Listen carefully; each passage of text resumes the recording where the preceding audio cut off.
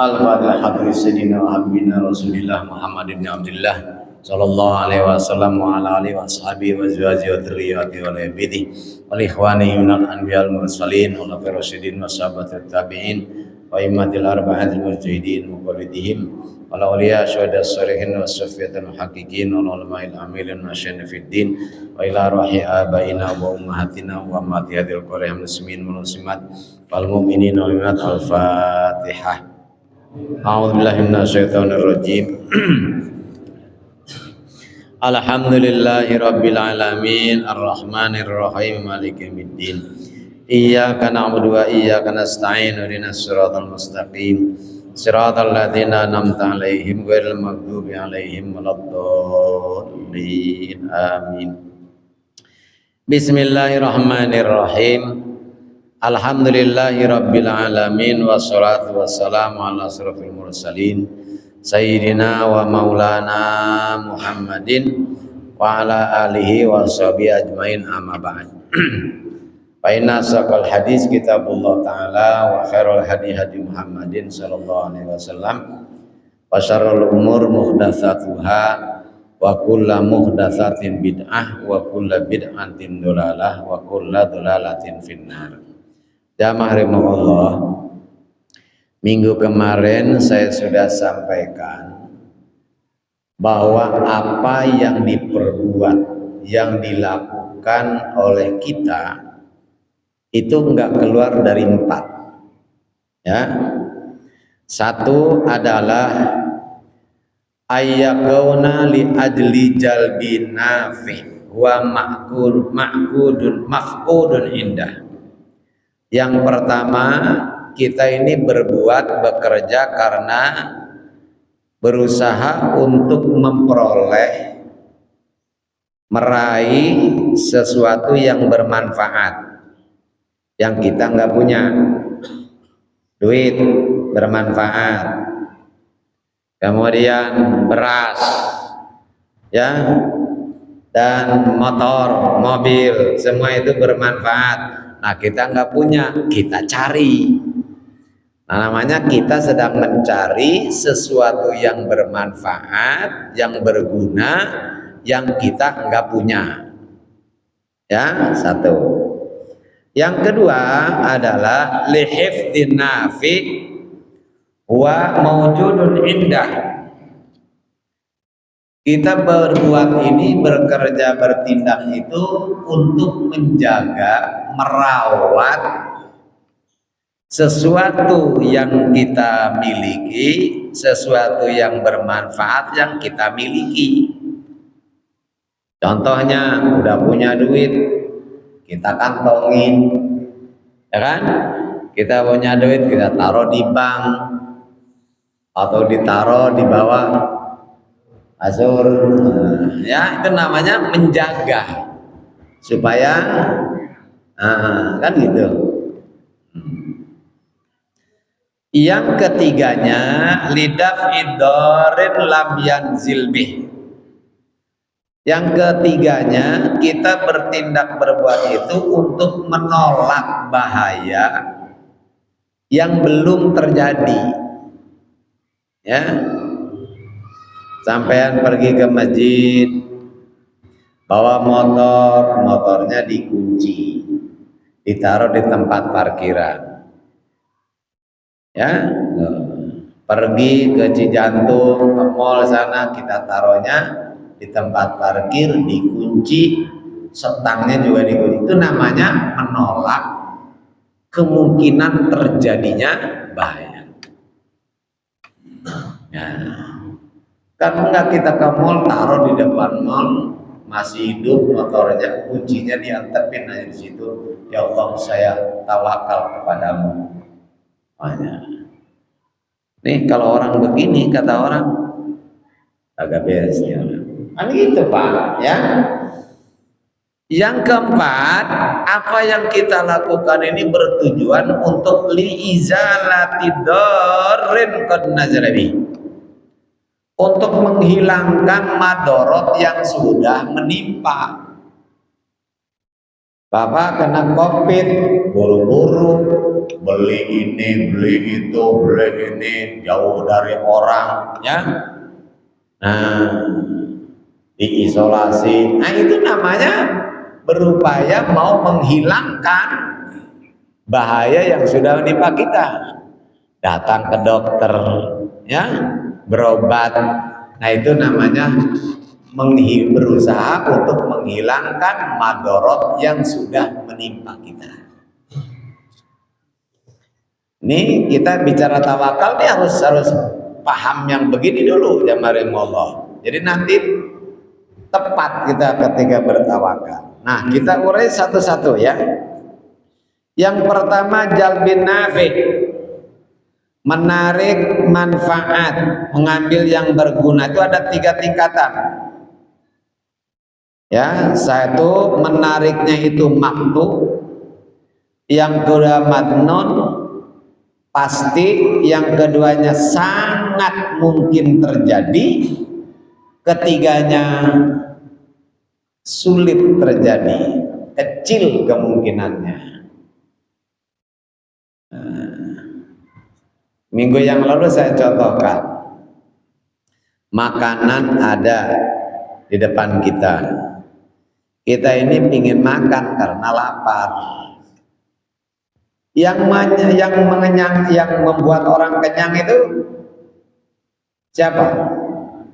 Makanan apa Allah? Ayo. Jamaah rahimakumullah.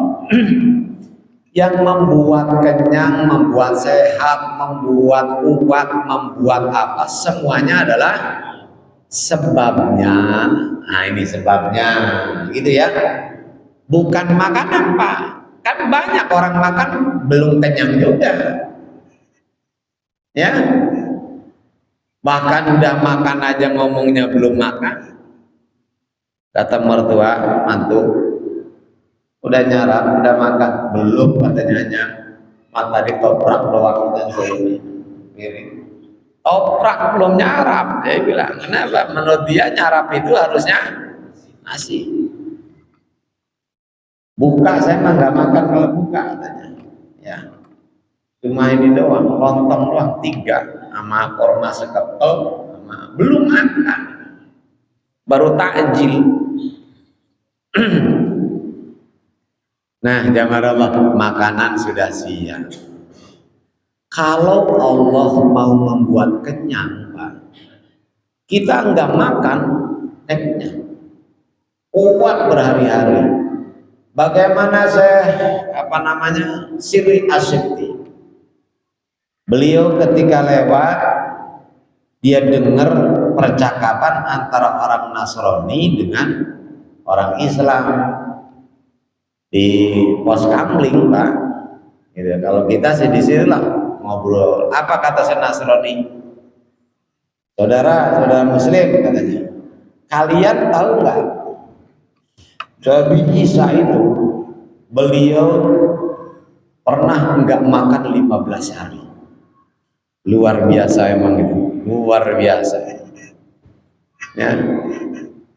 Mana ada manusia kuat nggak mati, mana ada manusia kuat nggak makan 15 hari. Itu makanya Isa itu, Yesus itu adalah anak Tuhan, gitu Pak. Siapa yang bisa kuat makan 15 hari? Nah, ini Siri Asyikti ini begitu dengar percakapan, orang ini menghina, dia merendahkan Nabi. Karena tujuannya dia sebenarnya ke Nabi, Pak. Cuma umat Islamnya lempeng banget dia, nggak ngerti kemana arah pembicaraan orang ini. Nabinya direndahkan, dia diem aja. Saya reaksi mengambilnya. Ya, apa saudara ngomong apa tadi? Berapa hari Nabi Isa nggak makan? 15 hari Tuhan, katanya. Ya, kata Siri Sakti, ya, 15 hari kecil buat umatnya Nabi Muhammad. Itu. Siapa katanya bisa nggak makan 15 hari? Aku, kata gitu. Aku, gitu. Kalau nggak percaya, ikutin aja, ikutin saya. Diikutin terus Pak, berhari-hari nggak makan, nggak minum itu Siri sampai 40 hari Pak, nggak makan, nggak minum. Ini nih masalah keyakinan, karena yang bikin kenyang, bikin kuat adalah Allah, sedangkan dia ta'alluqnya. Nah ini Pak, kalau bicara masalah akidah, gumantung orang Jawa Pak, gondelan, berpegangan kepada Allah yang membuat sebab. Orang kenyang sebabnya apa? Makanan. Yang bikin kenyang Allah. Biar ayo kasih makanan, enggak kenyang-kenyang Pak. Kenapa? Emang Allah enggak ngasih kenyang. Ya Allah kasih kenyang, enggak makan, ya kenyang terus. Kemarin Allah. Akidah begitu ya. Lah ini ta'aluknya langsung kepada yang membuat kenyang. Kalau kita Pak, yaitu apa? Makanan. Kalau enggak makan, padahal kan banyak di antara amalan. Ente kalau lapar, pegang kalnya perut. Ya. Baca Yasin wal Qur'anil Hakim innaka laminal mursalin. Baca itu. Ya Allah, saya mohon dengan barokah syafaat surat Yasin, hilangkan rasa lapar dalam diri saya. Ente enggak makan-makan, Yasin hanya makannya, Pak. Ya. Masa ini bener enggak nih Ustaz? Kalau sampean mengatakan bener enggak bakalan bener Pak. Enggak bakalan. Sampean baca Yasin tetap aja kata Ustaz katanya hilang. Nyatanya enggak. Tapi ketika ente yakin betul dengan sabda Nabi, hilang Pak. Enggak pakai lama. Ini Siri Yasin 40 hari. Apa kata Siri Yasin ya?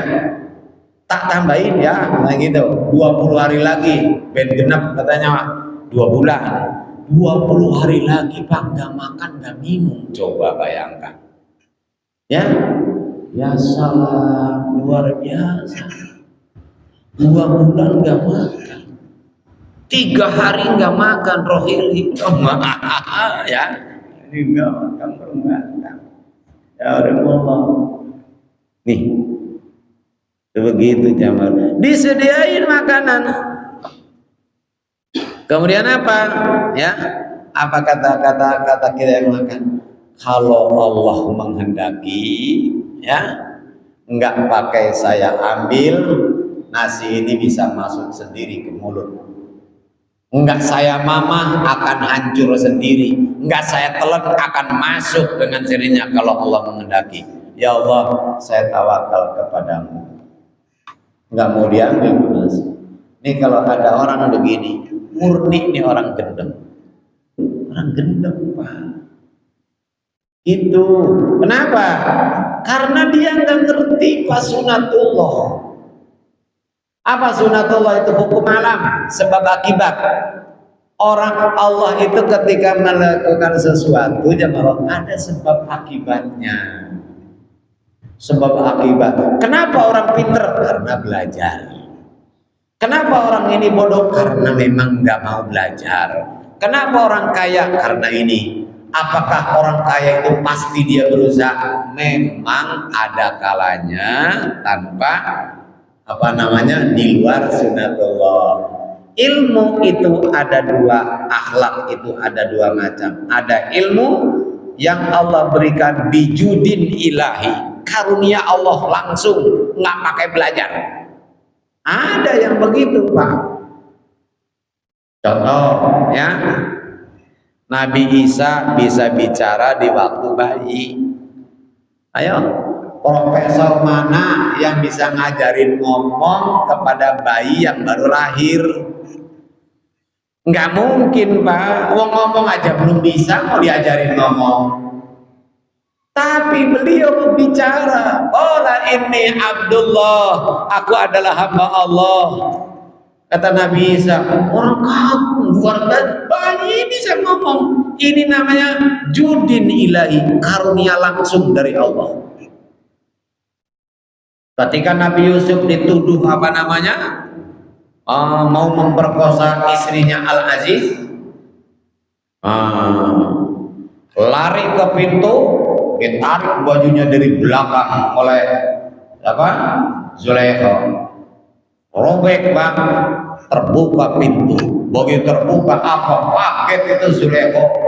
Ya, begitu juga Nabi Yusuf. Kata Zulaikha apa? Wahai suamiku, apa yang harus kau perbuat terhadap orang yang berusaha memperkosa istrimu? Wah, begitu Pak. Nabi Yusuf diem aja. Ya, makanya datangkan katanya bukti ya. Bayi, ada bayi.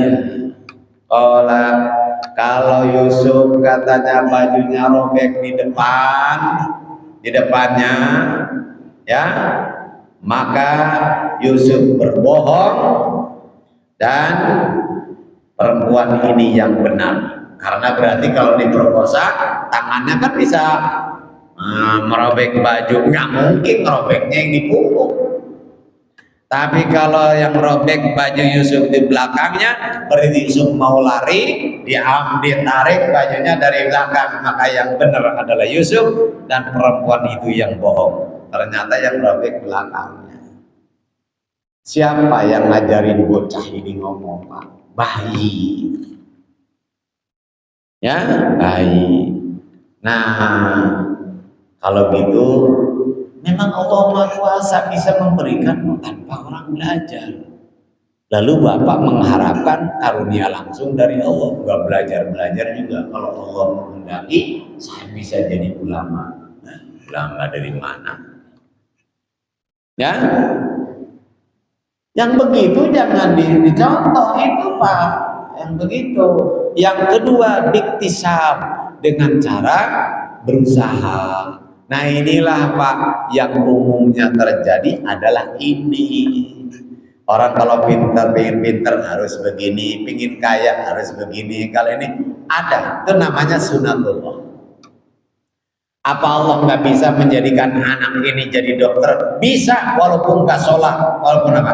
Tapi nggak mungkin Pak. Sunatullahnya kalau pengen jadi dokter, sekolah SD, lalu SMP, SMA, kuliah, ambil jurusan kedokteran.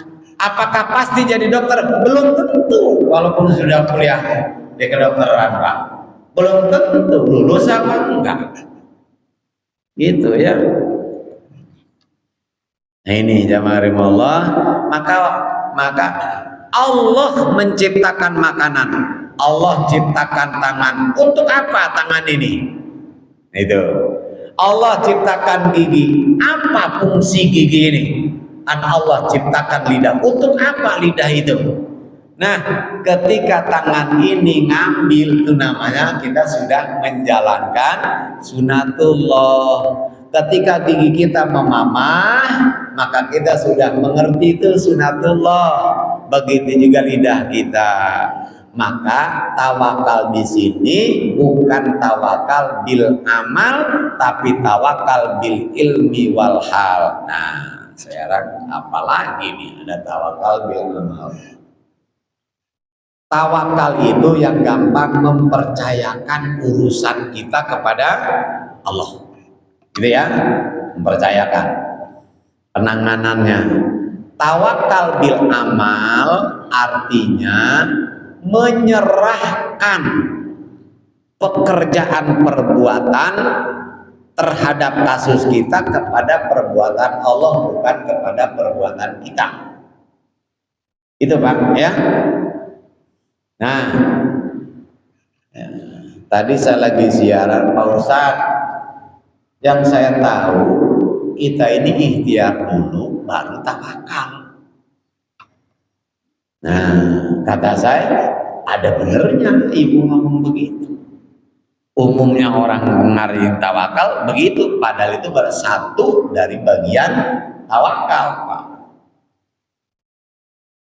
Ya, jadi kalau tawakal bil amal menyerahkan perbuatan kepada Allah, kepada perbuatan Allah. Contoh Pak, Nabi Muhammad SAW ketika di Gua Sur bersama dengan sahabat Abu Bakar, ya, musuh udah di atas.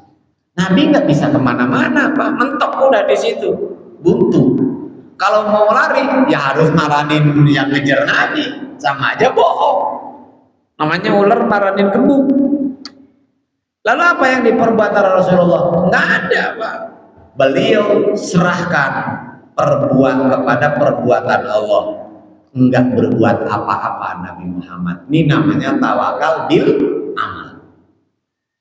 Jadi menyerahkan kepada amalnya Allah, perbuatan Allah. Enggak kepada perbuatan diri sendiri, tidak, Pak. Karena saat itu tidak ada yang bisa dilakukan oleh Nabi Muhammad. Ya. Di situ singa, di situ apa namanya macan, di sini beruang, kemudian sini serigala. Bapak di tengah-tengah, mau ngapain? Mau gelut sama singa? Ya, itu ya nggak ada gunanya, Pak. Ngelawan 4 makhluk kayak begitu. Maka saat itu bukan berbuat, Bapak serahkan sepenuhnya kepada Allah. Ini namanya tawakal bil amal. Jelas? Paham? Paham aja deh, biar gampang ya. Paham? Ya, jemaah ya. Nah, sekarang makanan ada, tangan punya, gigi punya, lalu menyerahkan kepada perbuatan Allah. Namanya nggak ngerti sunatullah. Makanya saya katakan ini murni orang gedeng. Nggak boleh, jamaah begitu ya. Gunakan tangan kita ambil, tapi masuknya makanan ke mulut sampai ke perut itu bukan karena kekuatan tangan, bukan karena kekuatan gigi kita, bukan karena kekuatan lidah kita, bukan. Karena apa? Karena kekuatan perbuatan, karena perbuatan Allah, Pak. Ya, kan banyak jamaah Allah, tangan buat begitu minum, mau minum jatuh tiba-tiba itu gelas. Nggak jadi makan. Kenapa? Karena ngandelin kekuatan tangan, belum tentu, Pak.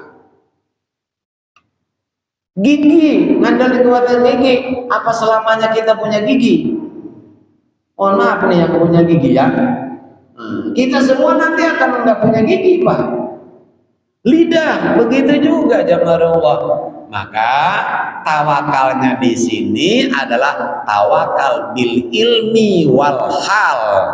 Apa tawakal bil ilmi itu?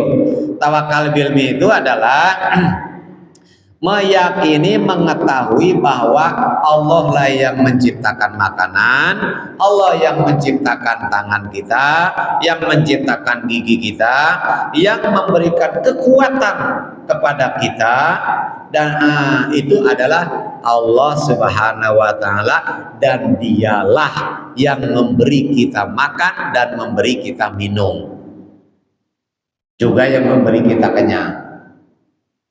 Jangan, jadi kita ngandalinnya ke situ tuh, ya. Kalau tawakal bil hal, orang kalau udah berserah diri kan tenang, ada makanan ini tenang, tenang lah saya, udah ada makanan. Jangan merasa tenangnya hati kepada makanan, Pak. Tenangnya kita kepada perbuatan Allah. Apakah karena ada makanan pasti masuk ke perut kita? Belum tentu, Pak. Ya, lebaran mau pakai sarung Samarinda, baju koko baru was, keren sekarang lebaran ini. Ya. Nah, begitu pagi-pagi subuh disetrika sama bini kita. Nah, lagi nyetrika, kecium bau angus di dapur. Itu bini lari ke dapur, Pak. Dia lupa lagi goreng ikan asin, ya.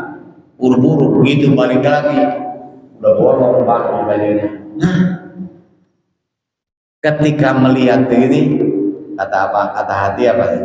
Emang ini bukan rezekinya saya. Bukan rezekinya saya. Saya harus pakai baju yang lain lagi, bukan ini. Ya, kata sahabat Ibnu, kata Zaid, saya ini membantu Rasulullah 10 tahun. Suatu hari saya memecahkan gelasnya Rasulullah. Nyeselnya luar biasa. Apa kata Siti Aisyah? Zaid, Jangan kamu merasa nggak enak bingung karena pecahnya gelas ini. Semua yang terjadi itu berdasarkan qada dari Allah. Emang harus pecah. Gak usah kamu pikirkan, udah namanya udah berlalu, ya sudah. Nggak aku merasa nggak enak. Cuma ke depan kau harus lebih hati-hati. Begitu doang Pak, nggak dimaki-maki. Kenapa? Karena tahu ini udah kodonya begini Pak, gelas ini bakal pecah hari ini. Harus pecah. Orang Jamarullah ya berbaring udah di ibu nggak mati-mati. Kenapa? Emang rezekinya dia belum habis Pak. Ya nggak mati-mati. Orang habis wudhu jalan mau sholat ke sandung, rezekinya habis, mati sudah. Ya, lalu anaknya nggak terima. Ya. Gitu kenapa? Belum waktunya mati, belum waktunya. Emang yang tahu waktunya siapa? Itu ya. Maka orang kalau udah percaya kepada qada, kepada qadar, Pak. Ya, emaknya meninggal, ya sudah, emang udah qadarnya begitu. Kita semua bakal mati. Nah, itu yang pertama ya.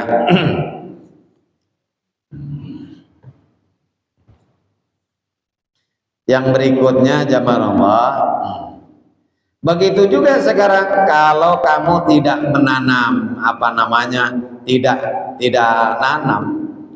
tidak nanam padi, kalau kamu berharap Allah Subhanahu wa taala ya memberikan kepada kamu bisa panen padi.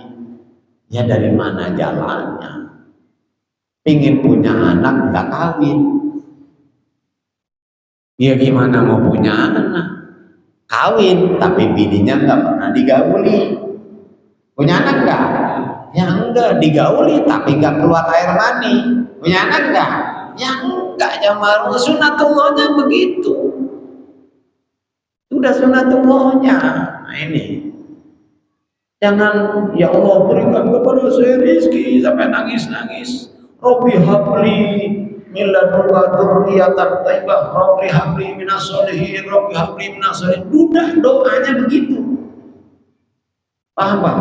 Duda berdoa Rabbi habli minas, ya Allah karuniakan kepadaku keturunan yang soleh-soleh. Dia hanya duda. Lagi mana mau punya keturunan soleh Pak? Ya, yang nggak mungkin lah. Oh nggak punya bini kok minta keturunan yang soleh. Saya di musola, suka di sana ada Rabbi habli minas sholihin. Ini orang apa nggak sadar apa dalam hati saya gitu. Dia hanya mudah kita anak keturunan yang soleh. Ada lagi jamaah nih, ya. Pak Ustadz, ya mohon doanya, almarhum katanya bapak saya meninggal, doakan mudah-mudahan katanya husnul khotimah. WA ya kita doakan mudah-mudahan almarhum husnul khotimah. Kan nggak sadar orang, nggak ngerti husnul khotimah. Kalau doain orang husnul khotimah, orangnya masih hidup, doain biar husnul khotimah. Lah orang udah mati didoain biar matinya husnul khotimah. Ya gimana mau dikabulkan oleh Allah Pak? Sampai mintanya nggak karuan. Paham nggak? Orang udah mati kan kita nggak tahu Pak, matinya husnul khotimah apa sul khotimah, nggak tahu kan? Misalnya matinya sul khotimah, ya Allah mudah-mudahan si anu matinya husnul khotimah. Oh udah sul khotimah kok, apa mau dirubah? Hidup dulu kemudian mati lagi husnul khotimah. Ya. Nah ini. Cobalah pahami, kita berdoa yang benar gitu kan. Udah ini. Belum ya? Itu ya. Jadi tawakalnya itu adalah bilhal wal ilmi. Yang kedua, jamaah derajat yang kedua yang tidak yakin tetapi besar kemungkinannya. Bapak mau pergi sekarang umpamanya ya, ini punya guru di Malang mau haul ya, cuma ya Allah, aduh mana ya, jalan kaki dari sini ke Malang bisa sampai nggak kita Pak? Bisa kan? Bisa. Untuk sampai ke sana bisa kita jalan kaki, artinya tanpa bekal, bisa juga dengan bekal. Cuma yang sangat besar sekali kemungkinannya sampai ke sana kalau membawa bekal. Kalau nggak bawa bekal, kemungkinan sampainya kecil, bisa jadi bengkak-bengkak dulu kakinya baru nyampe Semarang dan bisa melanjutkan ya. Kan bisa Pak, jalan kaki juga sampai ke Malang. Nah kalau yang begini Pak, boleh enggak kita kesananya jalan kaki? Boleh, cuma yang terbaik adalah nyari duit dulu, nyari bekal. Itu jangan menyerahkan semuanya kepada Allah. Enggak betul, enggak baik begitu Pak ya. Walau karena kemungkinan besarnya adalah yaitu enggak nyampe. Karena itulah Uwais Al-Qarni Pak, ketika beliau nanya sama ibunya, Bu, apa yang ingin ibu lakukan yang belum dilakukan? Uwais, Umi katanya ingin pergi haji, Uwais. Wow, paket ya Uwais Al-Qarni Pak. Padahal bagi Uwais Al-Qarni apapun punya keinginan saya nggak pikirin, semuanya harus ibu. Dan ibu harus bisa melakukan apa? Aku harus memenuhi semua yang diinginkan oleh ibu, apapun itu sepanjang aku mampu. Ibunya ingin pergi haji, Yaman loh Pak, Yaman.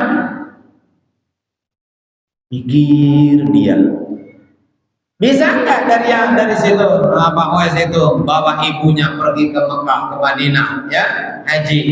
Ya bisa-bisa aja jalan kaki, cuma kemungkinan nyampainya kecil Pak, ya kan? Nah, kenapa?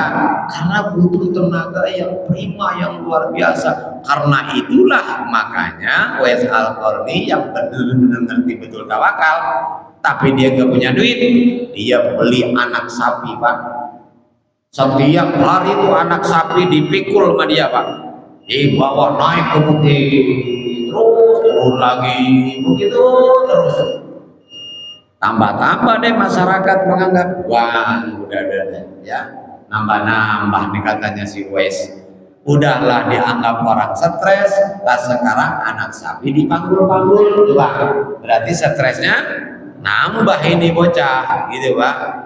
Itu dia lakukan Pak, lamanya 8 bulan Pak, gendong-gendong anak sapi. Coba pedet kalau sudah 8, pedet ini kan sudah berumur Pak, digendong-gendong selama 8 bulan, gede enggak?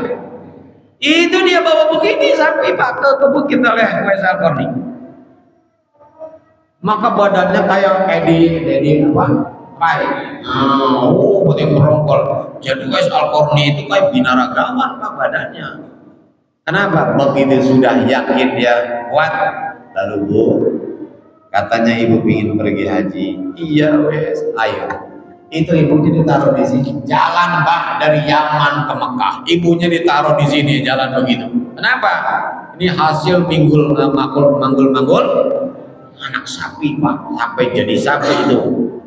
Kenapa? Dengan badan begini kemungkinan nyampainya lebih besar gitu. Makanya jadi ikhtiar dulu Pak, nggak boleh saya tawakal kalau dibawa ibunya sana, mati bareng-bareng Pak di tengah padang pasir nantinya.